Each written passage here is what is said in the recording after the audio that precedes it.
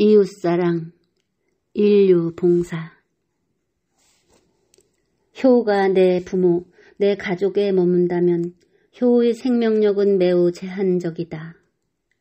효의 범위가 부모, 형제 및 친족에 머문다면 우리가 경계해야 할 가족 이기주의의 대표적 사례가 될 것이고, 또 효가 자칫 나라 사랑에 국한된다면 통치 이데올로기란 오명을 벗지 못할 수도 있다.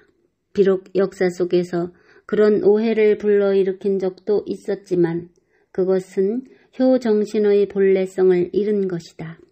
그렇다면 효의 본래성 회복도 중요하지만 긍정적 차원에서의 효의 당위성을 확인하는 것도 매우 중요한 작업이 될 것이다.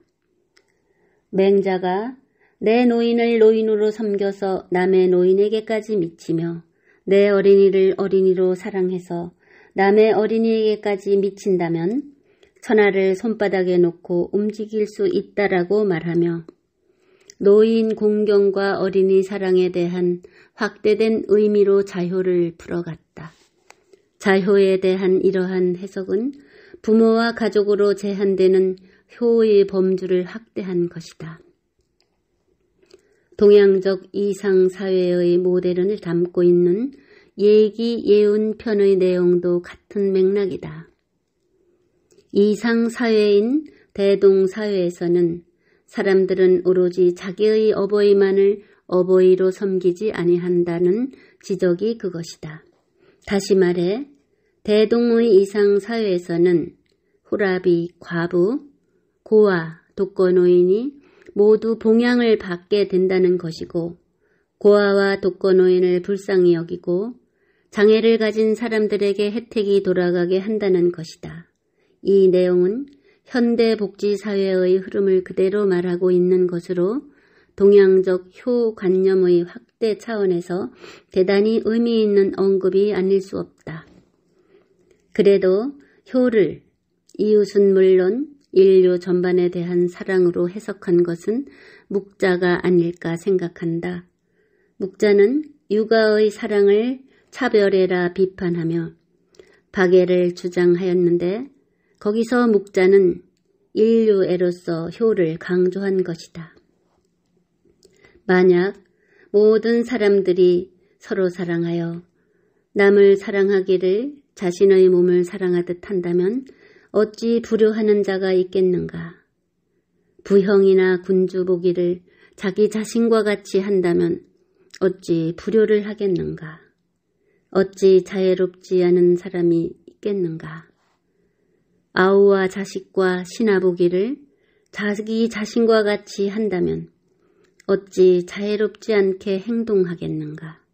그러므로 불효한 것과 자애롭지 못한 것은 없어질 것이다. 그렇다면 어찌 도적이 생기겠는가? 남의 집 보기를 자기 자신의 집과 같이 하는데 누가 훔치겠는가? 남의 몸 보기를 자기 자신의 몸과 같이 하는데 누가 해치겠는가? 그러므로 도적이 없어질 것이다. 어찌 남의 집안을 어지럽히는 대부와 남의 나라를 공격하는 제후가 있겠는가? 남의 집안 보기를 자기 집안 보듯 한다면 누가 어지럽힐 것인가? 남의 나라 보기를 자신의 나라와 같이 한다면 누가 공격하겠는가? 그러므로 대부들이 서로 남의 집안을 어지럽히고 제후들이 서로 남의 나라를 공격하는 일이 없게 될 것이다.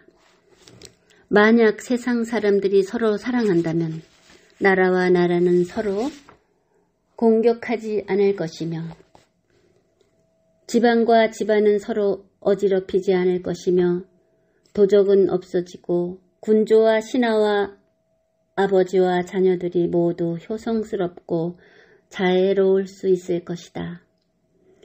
이렇게 된다면 천하가 다스려질 것이다. 한마디로 효자애를 이루면 천하 태평이 가능하다는 주장이다. 물론 그 효자애의 대상은 자기가 아닌 타자로서 이웃이나 인류를 말한다. 인류의 치세가 가능한 것은 자기와 자기 가족에 대한 효자애를 타자에게로 확산 실천하는 데 있다는 것이다.